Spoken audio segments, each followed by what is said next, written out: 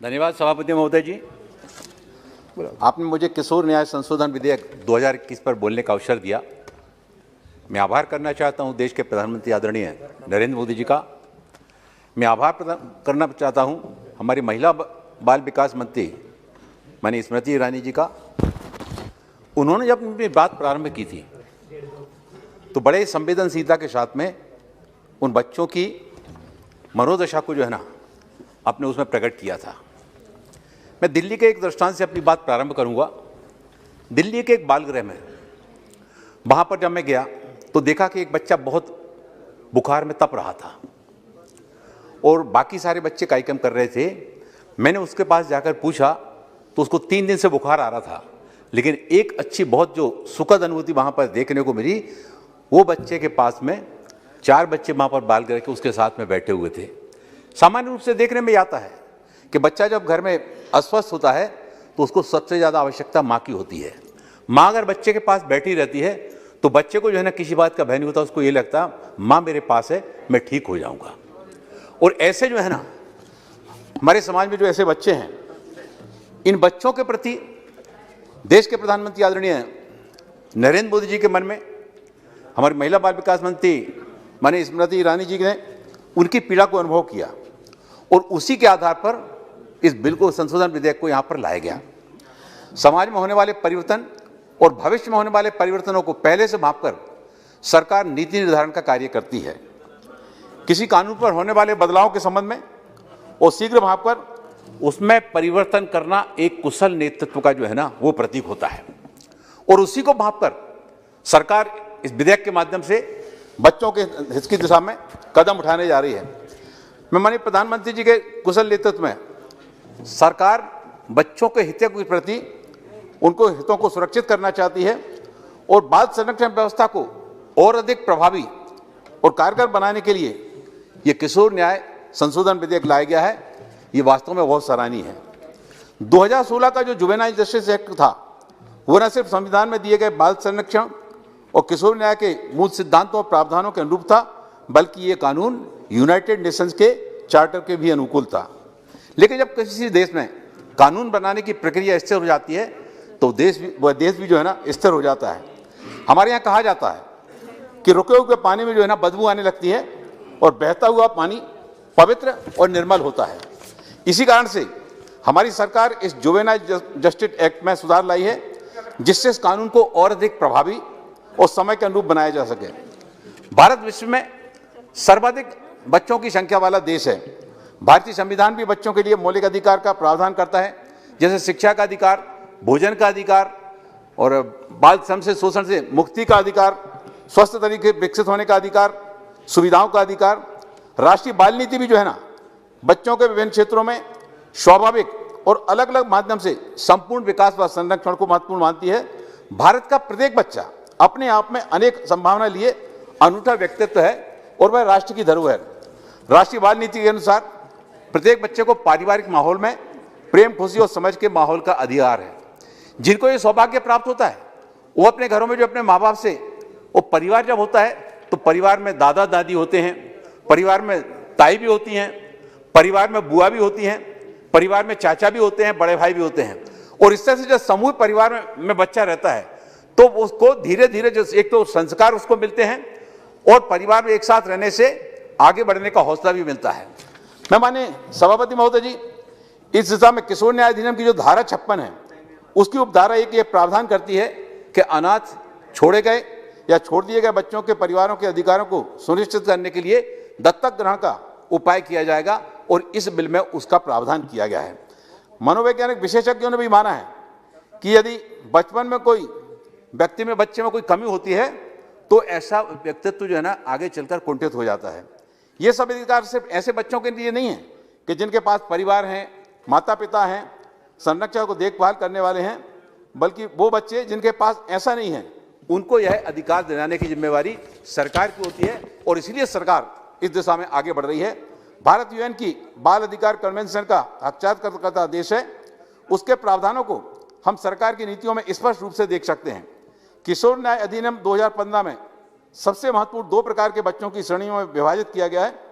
पहले प्रकार के ऐसे बच्चे जिन्हें देखभाल और संरक्षण की आवश्यकता है।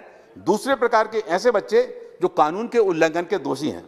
सरकार का ऐसी व्यवस्था बनाने का दायित्व है जिसमें बच्चों के सभी हितों की संरक्षण हो सके। इसके लिए चाहे वो चाइल्ड हेल्पलाइन हो, चाहे संस्थागत या गैर संस्थागत देखभाल की आवश्यकता हो, अथवा अन्य सेवा प्रदान करने वाले माध्यमों को बनाना हो, ये सब राज्य की जिम्मेवारी होती है कि भाई इसे चलाए। सरकार ने समय समय पर इस कानून में बदलाव किए हैं। जैसे 2018 में कुछ बदलाव किए गए थे जो समय की मांग के अनुरूप थे, और यह संशोधन विधेयक लाया गया है जिसमें इस अधिनियम को और अधिक शक्तिशाली और मजबूत बनाने के प्रावधान किए गए हैं। इस संशोधन विधेयक में जो दत्तक ग्रहण की प्रक्रिया है उसको बहुत आसान किया गया है और बहुत अधिक प्रभावी बनाया गया है।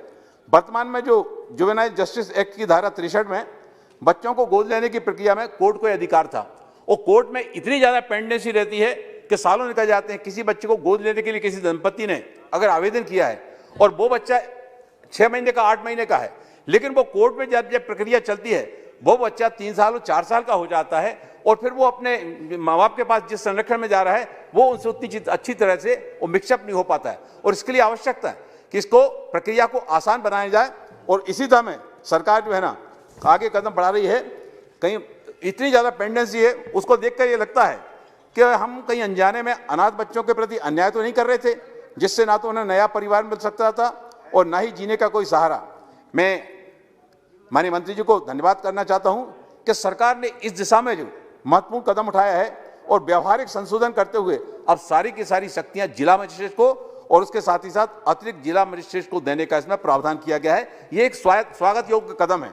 हम सब जानते हैं कि जिला मजिस्ट्रेट के ऊपर इतना वर्कलोड होता है, इतना ज्यादा काम होता है कि ये काम जो है ना पिछड़ हो जाते हैं, और बच्चे जो है ना बच्चे इंतजार में रहते हैं कि हमको कोई माँ बाप दम पर आएंगे और हम उनके साथ में जाएंगे। वो जब दूसरे बच्चों को देखते हैं कि वो बच्चा गोद दिया गया था और वहां पर अपने घर जाने के बाद जब वो बीच बीच में मिलने के लिए आता है, तो जो अनाथ गृह में बच्चे रहते हैं उनके मन में भी ये लगता है कि हम भी किसी परिवार के द्वारा गोद लिए जाएंगे, हमको भी ऐसे ही अच्छे कपड़े पहनने को मिलेंगे, हम भी ऐसे ही गाड़ी में घूमकर आएंगे। संशोधन विधेयक में जो अधिकार दिए गए हैं इसमें डीएम और एडीएम के बीच में ना ये काम बट जाने से अब काम करना ज्यादा आसान हो जाएगा, और दत्तक प्रक्रिया जो है ना वो बहुत कारगर हो जाएगी। जिला मजिस्ट्रेट जो गोद लेने के लिए दंपति आते हैं वो ये देखते हैं जो दंपति बच्चा गोद लेने के लिए आ रहा है उसके मन में उसका परिवार कैसा है, उसका सोच कैसा है, उसकी पारिवारिक स्थिति कैसी है, वो इस जिम्मेवारी को ठीक ढंग से उठा पाएगा या नहीं उठा पाएगा। ये सारे बिंदुओं पर और पूरी तरह से संतुष्ट होने के बाद ही जो है ना बच्चे को गोद लेने की प्रक्रिया का काम किया जाएगा।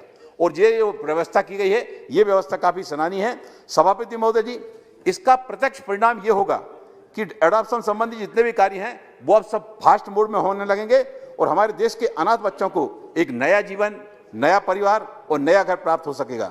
अप्रैल 2019 से मार्च 2020 तक के आंकड़ों को अगर हम देखें तो कुल 3,531 बच्चों को गोद लिया गया, और इसमें 2,061 लड़कियां थीं और 1470 लड़के। यह समाज की बदलती मानसिकता माननीय प्रधानमंत्री श्री नरेंद्र मोदी जी के बेटी बचाओ बेटी पढ़ाओ अभियान जैसे कार्यक्रमों की सफलता को बताता है। आज भारत में लगभग 8,677 बच्चे गोद लेने के लिए उपलब्ध हैं, और इनकी तुलना में जो दंपति गोद लेना चाहते हैं वो संख्या बहुत ज्यादा है। लेकिन जटिल कानूनी प्रक्रिया के चलते जो है ना ये पेंडेंसी बनी हुई थी, और इस पेंडेंसी को दूर करने के लिए इसमें दत्तक गोद लेने की प्रक्रिया को इसका सरलीकरण किया गया है। मैं एक बात कहना चाहता हूं कि जो संतानहीन दंपति होते हैं जब वो किसी भी इस तरह के बाल गृह में अनाथ आश्रम में जाते हैं तो हर दंपति की ये कोशिश होती है कि वो बच्चे को ही गोद लें, बेटी को गोद ना लें, लेकिन उसमें परिवर्तन आ रहा है और छोटे बच्चे को ही गोद लेना चाहते हैं, बड़े बच्चे को गोद नहीं लेना चाहते। समाज की इस मानसिकता में परिवर्तन लाना पड़ेगा। उन बच्चों को मन में भी आता है कि हमको भी माँ का ममता का जो है ना आंचल मिलना चाहिए, पिता की उंगली पकड़कर हम भी घूमने के लिए जाएं। और जो बड़े बच्चे हैं जो थोड़े बड़े हो जाते हैं लंबी प्रक्रिया के चलते, वो बच्चे बेचारे वहीं पर अनाथ आश्रम में रहकर अपना समय निकालते हैं। इस संशोधन विधेयक का एक सबसे महत्वपूर्ण पहलू है कि जुवेनाइल जस्टिस एक्ट जो है ना 3 प्रकार के अपराध पर संज्ञान ले सकता था। पहले छोटे अपराध, दूसरा घोर अपराध और तीसरा जघन्य अपराध। जुवेनाइल जस्टिस एक्ट एक चौथी श्रेणी के अपराध को शामिल नहीं करता, जहां अपराध के लिए अधिकतम दंड 7 साल से अधिक के कारावास का प्रावधान तो है, पर न्यूनतम दंड नहीं बताया गया और उसे अधिनियम के अधीन जघन्य अपराध समझा गया। इस स्थिति के समाधान के लिए सरकार ने संबंधित क्लॉज में बदलाव का प्रस्ताव रखा, जिसे जुवेनाइल जस्टिस एक्ट में इस विसंगति को दूर किया जा सके। इस विधेयक में मूल अधिनियम की धारा 18 की उपधारा 1 में 16 वर्ष से अधिक आयु के बच्चे जो जघन्य अपराध में जो है ना उनको जोड़ा गया है। 16 साल से कम का बच्चा भी यदि शारीरिक और मानसिक रूप से परिपक्व है तो जुवेनाइल जस्टिस बोर्ड उसे कोर्ट में उस केस को रेफर कर सकता है। भारत ही नहीं पूरे विश्व में देख रहा है कि बाल अपराधों की संख्या में जो है ना काफी संख्या बढ़ रही है और 10 साल का बच्चा जो है ना वो मर्डर करने लगा है, 10 साल का बच्चा जो है ना रेप करने लगा। ये हमारे समाज में जो है ना बदलाव देखने में आ रहा है। इसके लिए एक बहुत बड़ा कारण ये है कि टीवी का कल्चर जो चला, व्हाट्सएप, फेसबुक, और इसके साथ ही साथ पिछले दिनों हमने देखा कि बच्चों के अंदर पबजी का खेल खेलना या और इसे ब्लू वेल सरी के खेल खेलना, ये हिंसात्मक उसको दिशा में आगे बढ़ाते थे। हम देश के प्रधानमंत्री आदरणीय नरेंद्र मोदी जी का धन्यवाद करना चाहते हैं कि उन्होंने ऐसे खेलों को बंद करने के सख्ती के साथ में कदम उठाया और भी इस तरह के खेलों की पहचान करके और बच्चे इस तरह के खेलों में इन्वॉल्व ना हो पाए और स्वाभाविक रूप से उनकी बच्चों की वृद्धि हो सके। बाल कल्याण समिति का जो उल्लेख किया गया, इस बाल कल्याण की समिति में जो सबसे अच्छी बहुत अच्छी चीज की गई कि इसमें शैक्षणिक योग्यता को जो है ना वो प्रावधान जोड़ा गया है और इसके साथ ही साथ उस बाल कल्याण समिति में मनोवैज्ञानिक, लॉयर, सामाजिक कार्यकर्ता और दिव्यांग बालकों के लिए काम करने के लिए विशेष रूप से जिनका इस क्षेत्र में अनुभव है, ऐसे लोगों को चिन्हित करके जब बाल कल्याण समिति में रखा जाएगा तो ये हमारी व्यवस्थाएं बहुत अच्छी हो सकेंगी। माननीय सभापति महोदय जी, मैं आपका इशारा समझ रहा हूं, लेकिन कुछ चीजें जो है ना कोट करना बहुत आवश्यक है। मैं कोरोना काल में कानपुर के एक बाल गृह का उल्लेख करना चाहता हूं कि वहां पर कोरोना काल में 27 बेटियां जो है ना कोरोना की संक्रमण में आई। इस समाचार को मीडिया ने खूब उछाला, लेकिन उसी बाल गृह में और 2 बेटियां जो है ना यूपी बोर्ड की जो परीक्षा में जो है ना 71% और 73% मार्क लेकर पास हुई। ये इस बात को बताता है कि विपरीत परिस्थितियों में भी, संसाधनों के अभाव में भी, और जिनके अंदर आगे बढ़ने की क्षमता होता है, उन बेटियों ने जो है ना ये अच्छे रिजल्ट लाकर इस बात को बताया कि अगर उनकी प्रतिभा कहीं भी जो है ना अपना स्थान बना सकती है, ऐसे बच्चों को प्रोत्साहित करने की आवश्यकता है। मैंने एक समाचार पढ़ा, मुंबई में जो संरक्षण गृह है वहां पर रहने वाली बच्चियां आज इंजीनियरिंग कर रही हैं, MBA कर रही हैं, डिप्लोमा करके, और बहुत अच्छी अच्छी कंपनियों में जो ना काम करने के लिए जा रहे हैं। एक बाल गृह का उदाहरण यहीं का है। एक बच्चा बहुत अच्छी पेंटिंग बनाता था, बड़ा हो गया, अब वो बाहर चला गया, लेकिन वो बच्चा अभी भी बाल गृह में आता है और वहां के जो छोटे बच्चे हैं उन छोटे बच्चों को वो पेंटिंग करना उनको सिखाता है। ऐसे ही एक और व्यक्ति बाल गृह से निकला था, वो अभी भी आता है, बच्चों के बीच में आकर बैठता है और उनको नाटक सिखाता है। वो नाट्य मंडलियों में काम करने के लिए चला गया, उस बाल गृह से उसने अपना रिश्ता नहीं छोड़ा। अब सभापति जी, मैं आपकी बात समझ रहा हूं, मैं 1 मिनट में और अपनी बात खत्म करूंगा। मैं टीकमगढ़ का उदाहरण देना चाहता हूं। टीकमगढ़ में एक हमारी आंटी जी हैं, शिवकली रूसिया जी, और वो संतानहीन है, लेकिन उन्होंने इसको जो ना इन्होंने अपनी मजबूती का उन्होंने एक आधार बनाया और जो इस तरह के छोटे बच्चे होते हैं उन बच्चों को अपने धर्मार्थ शिशु गृह में वहां रखती हैं और फिर एडॉप्शन की प्रक्रिया पूरी होने पर संतुष्ट जब होती हैं तब उन बच्चों को भेजा जाता है। सागर में एक संजीवनी बाल आश्रम है और सत्यभामा अर्जरिया जी जो है ना वो उस आश्रम को चलाती थी। अभी तो उनका निधन हो गया है, लेकिन वो उन बच्चों का शिक्षण व्यवस्था, उनके भोजन की, सबकी इतनी अच्छी तरह से करती थी और बेटियों की शादी भी करती थी। बेटी की शादी बिल्कुल इस तरीके से करती थी कि उनकी वो सगी बेटी हो। जब उन लोगों ने देखा तो बहुत बड़ी संख्या में शहर के समाज से भी उस व्यवस्था से जुड़ गए और आज संजीवनी बाल गृह की जो है ना बेटियों की शादी बहुत अच्छे ढंग से उस बच्चों की शादियां होने लगी उसी संजीवनी बाल आश्रम में। मैं अपने बच्चों का जो जन्मदिन मनाने का कार्यक्रम मैंने कभी अपने घर पर नहीं किया। मेरे बच्चे जब छोटे थे तो उसी संजीवनी बाल आश्रम में जाकर उन अनाथ बच्चों के बीच में बैठकर जो है ना उनका जन्मदिन मनाया जाता था। मेरी बेटी डॉक्टर निवेदिता रत्नाकर उस परंपरा को आगे बढ़ा दी, क्योंकि मेरा संसदीय क्षेत्र बदल गया, मैं टीकमगढ़ आ गया, लेकिन बेटी भी अब मेरी, उसकी जो बेटी है उसको ले जाकर जो है ना संजीवनी बाल आश्रम जाती है, घर से खाना बना के ले जाती है, मीठा बना के ले जाती है और उन बच्चों के बीच में बैठकर वहां पर अपनी बेटी का जन्मदिन मनाती है। इस तरह के जो काम गतिविधियों के माध्यम से ही जो है ना केवल अनाथ आश्रम जो है ना निराश्रित बच्चों की समस्या का हल नहीं है। हमें उन आश्रम के साथ में जागरूक नागरिकों को जोड़ना पड़ेगा, जिम्मेदारी समाज की जोड़ना पड़ेगी। जब समाज अपनी जिम्मेवारी को निर्वहन करने के लिए आगे आएगा तो बाल गृहों की व्यवस्थाएं भी सुधरेंगी और अच्छे बच्चे शिक्षित होकर संस्कारित होकर वहां से निकलेंगे और समाज जीवन के विविध क्षेत्रों में अपना योगदान देंगे।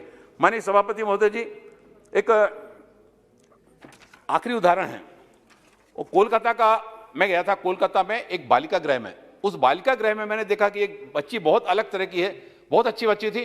वो कार्यक्रम खत्म होने के बाद उस बच्ची को जब बुलाया, उससे पूछा, उसके पिता का निधन हो गया था, उसके पिता सर्विस में थे, उस बच्ची के पिता का निधन हो गया था। जम्मू से उसकी माँ और अपनी बेटी और बेटे को लेकर कोलकाता आई थी। जिस होटल में वो महिला ठहरी थी, वो उसके पैसे सारे खत्म हो गए। पैसे खत्म हो गए तो उस होटल मालिक ने मां को जेल भेज दिया, बच्ची को बालिका गृह में भेज दिया और बेटे को बाल गृह में भेज दिया। जब ये जानकारी लगी तो वहां के संबंधित अधिकारियों के साथ में फिर हम लोगों ने बात की कि आखिर कोर्ट में जाकर उसकी मां की जो है ना और जमानत लेने की प्रक्रिया में क्यों आप लोग पीछे रहे।